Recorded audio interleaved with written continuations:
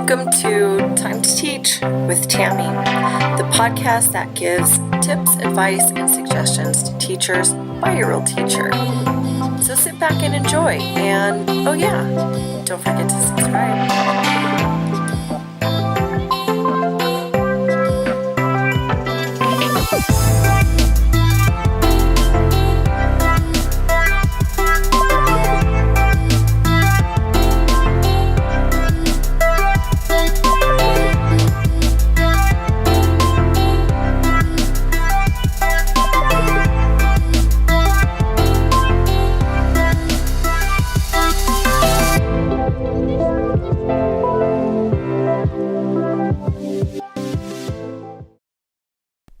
And we're back. Welcome to Time to Teach. It is episode 61 entitled Communicating with Parents. I think that title pretty well explains what today's episode is going to be about. But I just thought, being that we're starting a brand new school year and communication is so important, I wanted to create an episode where I share some of the things that I do in terms of communicating with parents. One of the things that I think can be challenging for teachers is, just the dynamics. We have so many people with whom we work. We have our students, we have the students' parents. You might have co-teachers or support service teachers. There are so many different kinds of people with whom we interact. And this, it can make things difficult because it also is demanding on our time. But, I think we have to recognize, and I think we do, I'm not saying nobody recognizes this, but the success of our students is not just on us. It really isn't. I don't think so. It's all of us working together. The saying, it takes a village to raise a child, I 100% agree with. It absolutely does. But so part of this means then we need to have very good communication with the parents.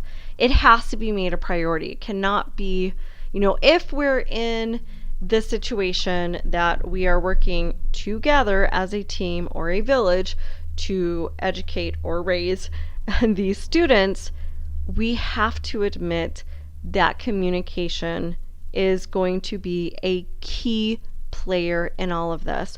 So today I am going to share with you some of my means of communicating. I will be the first to admit that, I probably communicate in a different way than others. And very, very frequently, in fact, on a daily basis, and I will get to that in a minute. And I'm not necessarily advocating that you have to reach out to your parents every single day, but I think open and frequent communication is an absolute must. So let's go ahead and get started with this. So one of my very first tips that I have, number one, is be a listener. I actually had this as a tip for being a leader, but this is also true when you're communicating with parents. Part of your communication means listening to parents. Parents come with lots of different concerns. Sometimes they don't really totally understand a situation, and they're going to reach out to us to better understand it or question something based on their viewpoint or their lens of understanding. So oftentimes we might want to just really react and be like, no, that actually didn't happen. It's not that way, or where are you getting your information? But I would caution you to not react that way. It's super important to understand and respect that most parents are in the same boat that we are. They only want what's best for their child, just like we only want what's best for their child. So we're all kind of coming from the same starting place. So it doesn't help to be reactive. We want to be listeners and really truly try to understand what is the concern of the parent Parents just want to be listened to and validated. They don't want to hear that, oh, well, what you're saying is an issue is not an issue. Well, yeah, it is. If they're concerned, then it's an issue. Maybe we can help them to better understand the issue and bring their worry down, because maybe they don't have to worry as much. Maybe there's a factor that they didn't realize, and we can help them understand that. But we definitely need to validate that their concerns are legit. So we need to listen to them. Listen to really understand what they're trying to say. And listen and ask yourself, okay, what does it sound like this parent is really needing and wanting from me? Because if a parent is reaching out, they typically want some kind of action on your end. And it might just be, in the minimum, it's a response action. So typically you definitely want to empathize and sympathize from where they're coming from. You never want to start off in a defensive mode as, oh, well, I've never known that to be the case, or I have no idea what you're talking about. You are going to create division if you respond like that. I just caution you to never, ever, ever respond like that. Probably not just to parents, but anyone in general. That's not a great way to start off as a response. So you want to validate, and you want to sympathize and empathize with whatever concern. So, I understand your concern, or I can see where you're coming from, and, I'm so sorry you've been feeling this way, or whatever it is. But you definitely want to start off on a tone where you're, not being defensive. You're really trying to understand your parent, and where he or she is coming from. Then I would say, then you can offer your viewpoint and say, this is what I have observed, in not a contradictory way, but just like, realizing that we all have different viewpoints, and where, you may be privy to something different than what the parent is privy to. I think we teachers can agree that sometimes a student is going to speak and behave a little bit differently at school and in the classroom than maybe he or she might in the house. So because of this, you're all kind of working together to get different snippets and viewpoints of the child, and you're probably going to have to work together to come to a very cohesive picture, which will still be incomplete, of the student, because we also can't get into anybody's minds. We will never get a full picture of anybody, aside from ourselves, and even sometimes we don't understand ourselves. So you definitely then want to share your, what your view is and what you've observed, and then offer something that you can do on your part. Like, let me watch this for a while and be able to get back to you, or let me investigate this. Again, you may not have the answer immediately, but if you can just offer your parents, first of all, validating what they're saying, and validating that whatever they're feeling is totally fine and understandable to be feeling, because everybody's feelings are for a reason, and we want to validate that. Then offer your viewpoint, but then also offer some way that you're going to work with the parent. Sometimes what I've noticed, something that seems extremely urgent in the moment seems to settle down. So a lot of times you may feel that your parent is coming to you about something that you're like, wow, this, this is not even really happening the way you're perceiving it. You're thinking this, you would never say this. But,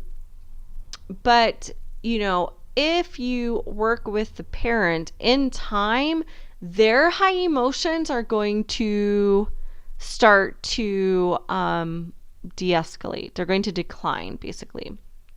And then you're going to find out that, when you offer your solution, sometimes the parent will be like, you know what, I think we've resolved this. I think it's good. Thank you so much for your help.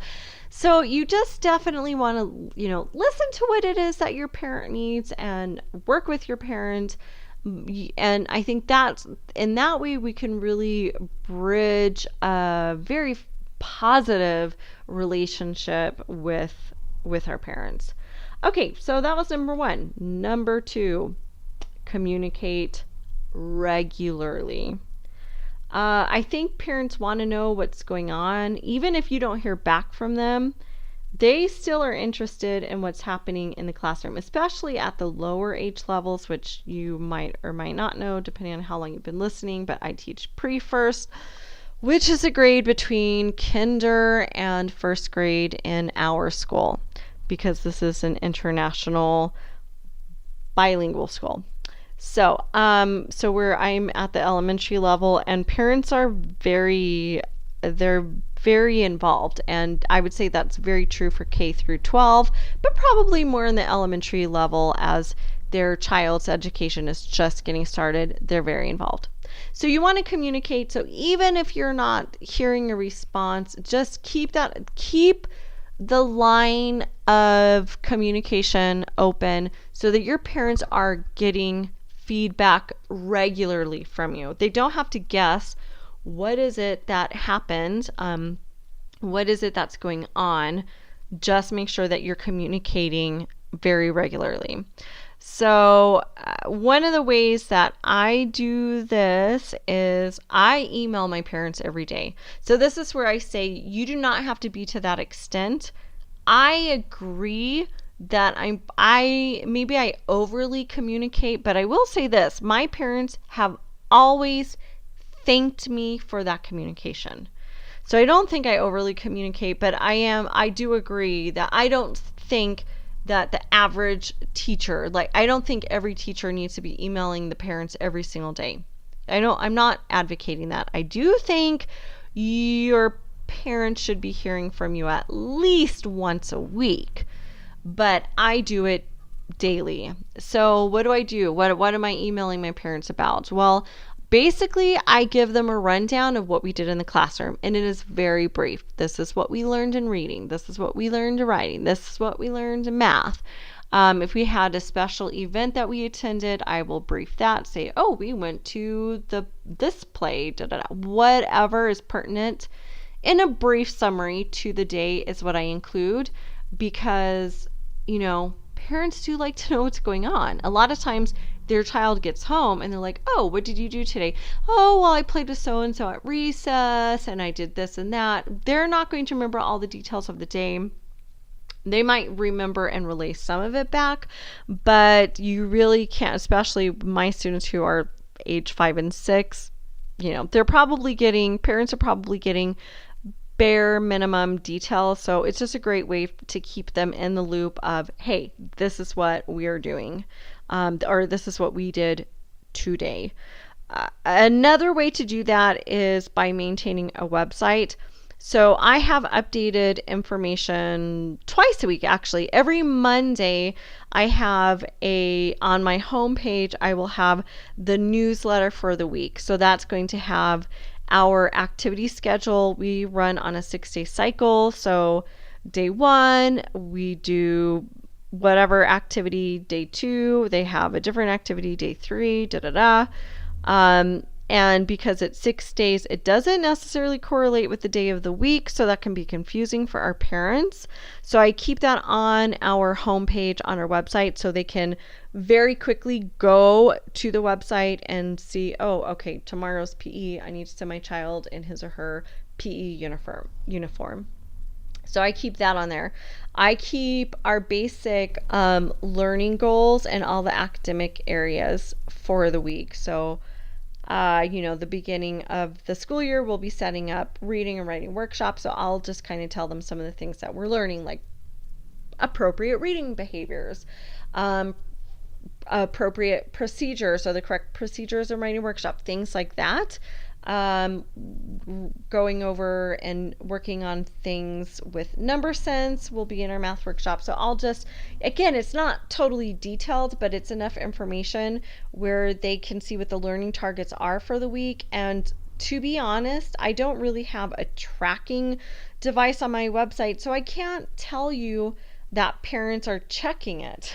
I don't know the statistics on that, but I do know that some of them do, because on the calendar page, since I keep your calendar on Google, a few times I've forgotten to change the privacy, so they have to actually ask permission. So I do see that, okay, some parents are going on there and unable to get into the calendar, and they're requesting for me to grant them permission. But I don't know the statistics, but it's there because I think it's important for it to be there if a parent should choose to go on there, which I always tell the parents on our first day meeting, because we pre-first teachers meet with the parents on the first day.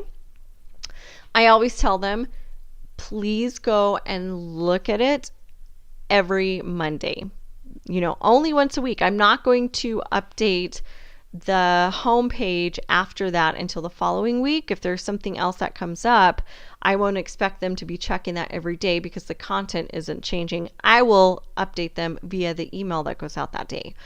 But yeah, so you want to make sure that it's updated. And then I do also update it on Friday on our photos page on the website, because I take pictures during the week and then I upload it, and I've been doing this for the last 2 years. That was a goal I had set in mind and I did it. Woohoo! So I'll update that and put the pictures I've taken from the week, and I just send them the link and just say our photos page has been updated. Here it is. You can go there to see what your child has been working on. And I do that also because we don't have a whole lot of pencil and paper assignments. A lot of what we're doing is working with manipulatives and doing hands-on things. So while we will have some papers that I send home, the bulk of our learning is happening in that way, where it's hands-on. So a picture is easier to show them because there's nothing else for me. There's no other way really for me to show them what they're working on. So I do that via pictures on the website. So that's important with regular communication. Basically, you don't want to surprise parents with any important information. You don't want to send out things last minute of, oh, by the way, tomorrow we're going to need this, so make sure your child comes to school with this item. Just give parents, just be respectful and think about how much time would you like to know? Probably a couple of weeks in advance is good. Sometimes it can only be a week in advance, but just give them enough information ahead of time so that they're not surprised and last minute having to figure things out. That is also true in terms of a student who might be struggling. Do not wait until report cards are going out. Goodness gracious, please do not do that. That is not fair to a parent. The first sign of something that you're concerned, you need to relay those concerns to your parents. So what I do is I just kind of see, and it's, you're going to see well before a test.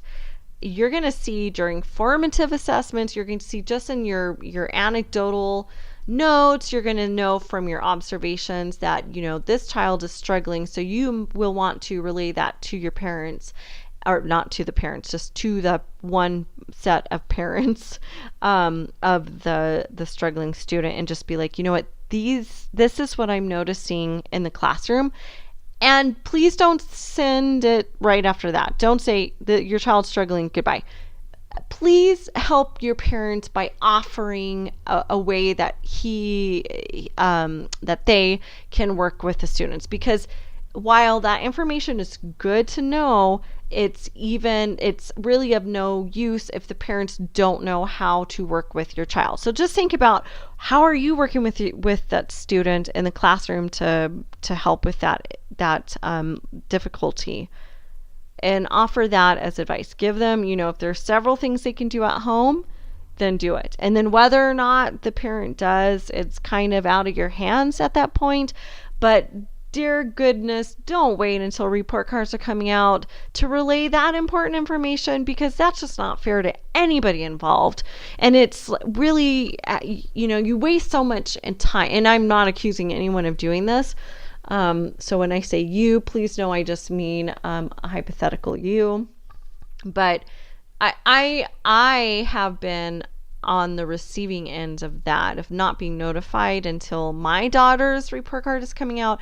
And I think that's where my frustration right now that you're hearing is coming from. It just astounds me that anyone would practice that. I know that's why would you tell me when the report card is coming out tomorrow, or next week even? That gives me very limited time to help in this area. So just don't surprise parents in that way, because it's not a nice surprise and it will not be received very warmly. Okay, and on that same note, just like you want to relay any kind of any concerns, right? It might be, you might be noticing some social concerns, or just any kind of concern you're going to relay. As soon as it's concerned, you're going to relay that to the parents.